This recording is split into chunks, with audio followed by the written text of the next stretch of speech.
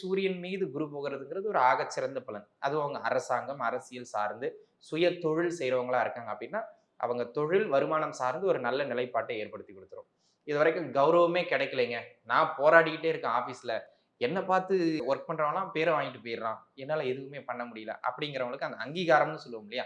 அத பெற்றுக் கொடுக்கும். நம்மள தலை நிமிர்ந்து நடக்க வைக்கிற ஒரு குரு பெயர்ச்சியா சூரியன் மேல யாருக்கெல்லாம் குரு போதோ, அவங்க என்ன ராசி, நட்சத்திரம், லக்னமா இருந்தாலும் இந்த காலகட்டத்தில தலை நிமிர்ந்து நடக்கிற ஒரு மரியாதை கிடைக்கும். சந்திரன் இருக்கு கடகத்துல அப்படிங்கும் பொழுது அவங்களுக்கு என்ன மாரி மாற்றங்கள்?